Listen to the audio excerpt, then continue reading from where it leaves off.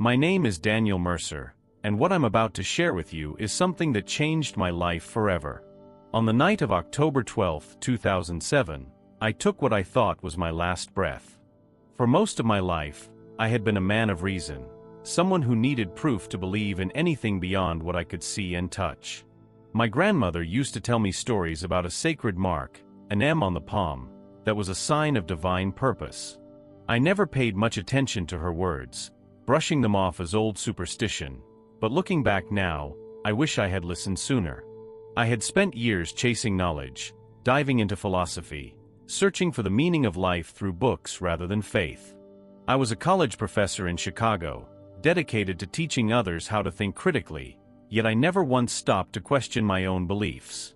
I was so caught up in logic that I failed to see the signs that had been right in front of me all along. Even when my heart began to fail me, when the sharp pains in my chest became more frequent, I kept it to myself. I told no one, not even my son Michael, who checked on me often. Then, on a cold October evening, while reading a passage from the Bible, an unbearable pain shot through my chest. My vision blurred, my body collapsed, and within seconds, everything faded into darkness. At first, there was nothing. No sound, no movement, just an endless void that felt strangely peaceful. I wasn't afraid. In fact, I felt lighter than I ever had before, as if the weight of the world had finally been lifted from me. Then, something shifted. I found myself floating above my own body, looking down at the lifeless figure on the floor. It was a surreal sight, seeing myself from the outside, motionless, eyes closed, arms limp. I should have felt panic, but instead, I felt an overwhelming sense of release, like I was stepping into something far greater than anything I had ever known. That's when the light appeared. The light wasn't like anything I had ever seen before. It wasn't just bright, it was alive. It wrapped around me like a warm embrace, filling me with a love so pure, so overwhelming, that I could hardly comprehend it. I felt myself being drawn toward it, not by force, but by a gentle pull, like an invisible hand guiding me home. As I moved closer, I saw something incredible. A golden door stood before me, massive and radiant, as if it had been carved from the light itself. Without hesitation, I stepped through, and in an instant, I was no longer in darkness. I found myself standing in an endless field, bathed in a glow that seemed to come from everywhere and nowhere at the same time. The air was thick with peace, and for the first time in my life, I felt completely whole. There was no fear, no pain, no doubt, just the undeniable presence of something far greater than myself. As I tried to take it all in, I noticed a figure approaching in the distance. He was tall, cloaked in a brilliant white light, his presence commanding yet comforting. I knew, without needing to be told, that this was not an ordinary being. As he came closer, he spoke my name, not with his mouth, but directly into my soul.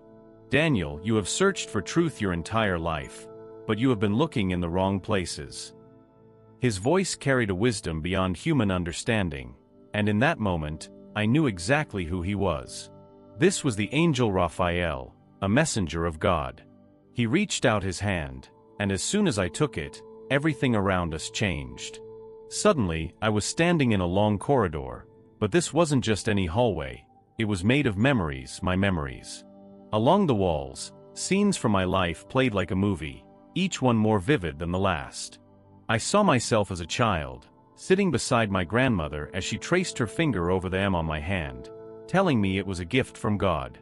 I saw my teenage years, my thirst for knowledge, my growing skepticism.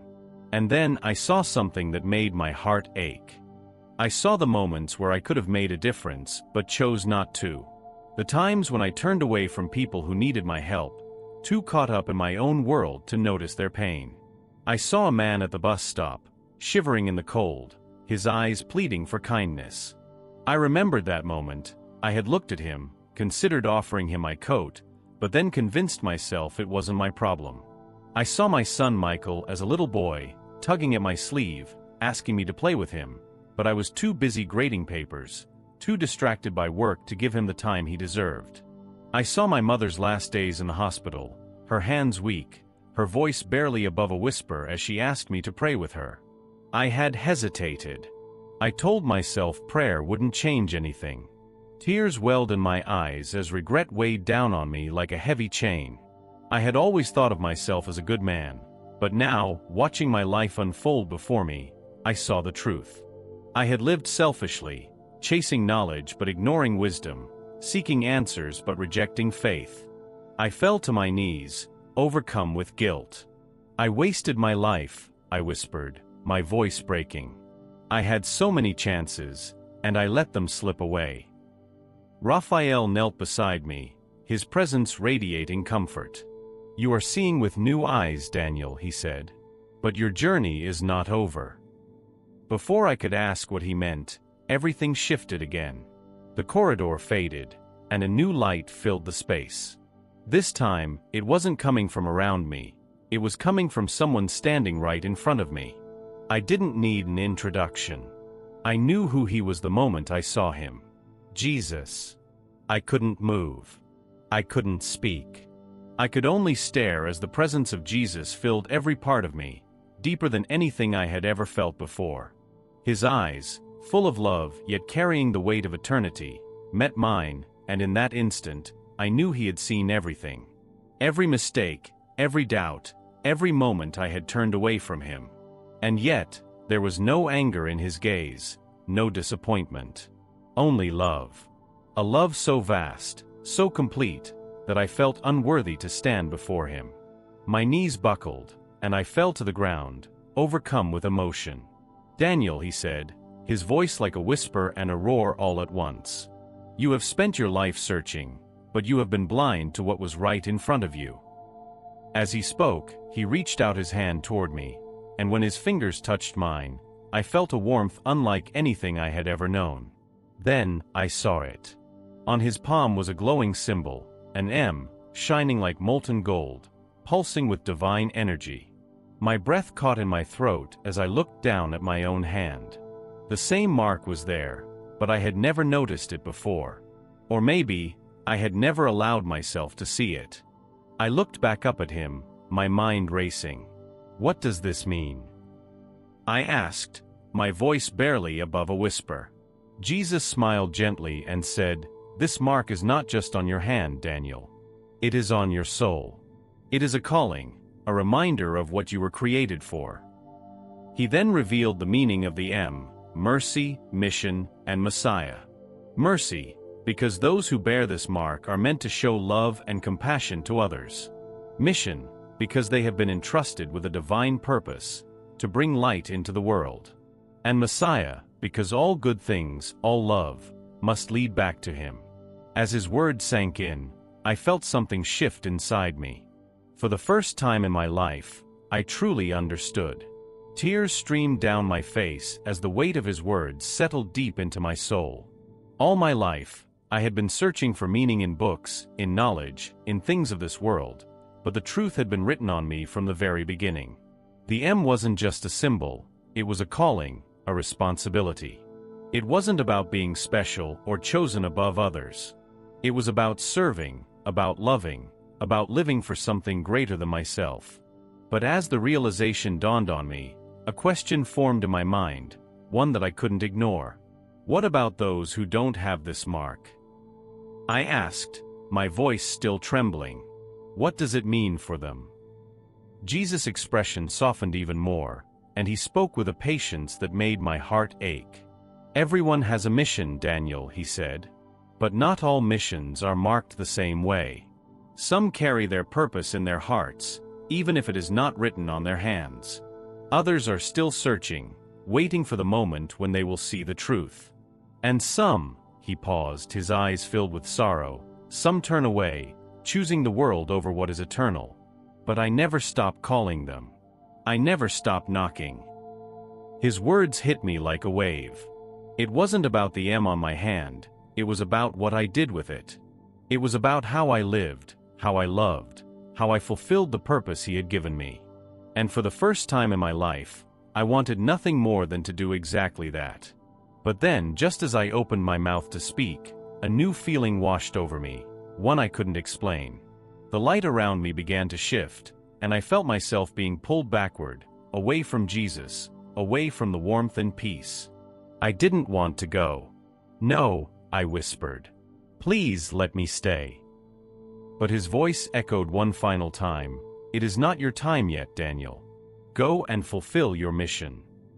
The next thing I knew, I was gasping for air, my chest heaving as I came back into my body. The warmth of heaven was gone, replaced by the cold, hard floor of my living room. My head was spinning, my heart pounding so loudly I could hear it in my ears. I lay there in shock, struggling to process what had just happened. Had it been a dream? A hallucination? But then I looked down at my hands, and my breath caught in my throat. The M was there, clear as day, glowing faintly before fading into my skin. I hadn't imagined it. It was real. I sat up slowly, my body weak but my spirit stronger than it had ever been. I knew I couldn't go back to the way things were before. I had been given a second chance, a chance to live with purpose, to make up for the time I had wasted. I thought of all the people I had ignored, all the moments I had let slip by, and I knew what I had to do. From that day on, I dedicated my life to serving others. I started reaching out, helping wherever I could, not just in big ways, but in the small, everyday moments that truly mattered. I spoke to strangers, I listened to those who felt unheard, and most importantly, I shared my story, hoping that even one person would come to understand the truth that had been revealed to me. And now, I'm sharing it with you. If you're watching this, I need you to know, you have a mission. Whether you see the mark or not, whether you feel worthy or not, God has a purpose for you. Don't wait until it's too late. Don't ignore the calling that's been placed on your heart. Look at your hands. Look at your life. Are you living the way you were meant to? Because if not, this is your wake-up call. It's never too late to start again, never too late to turn back to Him. If this story has touched you in any way, please share it with others. Help spread this message so that more people can understand the truth of God's love. And if you're ready to step into your mission, let me know in the comments below. Let's walk this path together.